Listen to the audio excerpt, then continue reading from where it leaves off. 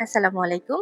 চুলায় সহজে কিভাবে ঝরঝরা ও একটা পপকর্নও না পুড়ে সাদা ফুটফুটে পপকর্ন তৈরি করবেন, সেই গোপন রেসিপিটি আজকে আপনাদের সাথে শেয়ার করব। চলুন রেসিপিটি আপনাদের সাথে শেয়ার করি। একটা প্যানে দিয়ে দিব রান্নার রেগুলার তেল ২ টেবিল চামচের মতন।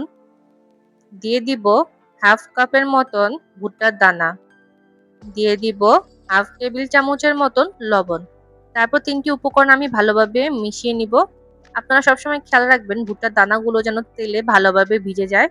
তাহলে ভাজার পর ভুট্টাগুলো খুবই খাস্তা হয় এবং অনেক সময় পর্যন্ত মুচমুচে থাকে। তারপর আমি হাই হিটে ভেজে নিব।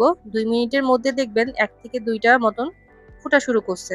তখন আপনারা ভুট্টাকে ঢেকে দিবেন। আর ঢাকার সময় অবশ্যই খেয়াল রাখবেন পুরোপুরি যেন ঢাকা না হয়। একটু আপনারা ঢাকনার মুখটা ফাঁকা রাখবেন। তাহলে দেখবেন একটা ভুট্টার দানাও পুড়ে যাবে না। সব ঝরঝরা সুন্দর ফুটফুটে হবে। আর যদি আপনারা ঢাকনা ঢেকে রান্না করেন তাহলে দেখবেন ওভারহিটে অনেকখানি অংশ পুড়ে যাবে। তাই অবশ্যই আপনারা ঢাকনাটা একটু ফাঁকা করে রাখবেন যাতে হিটগুলা বের হয়ে যেতে পারে।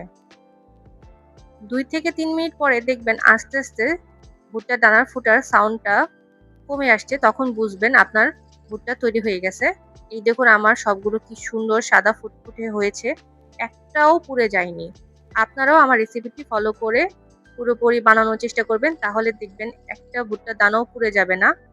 কত সহজে তৈরি হয়ে গেল সুন্দর খাস্তা, ফুটফুটে ও ঝরঝরা পপকর্ন।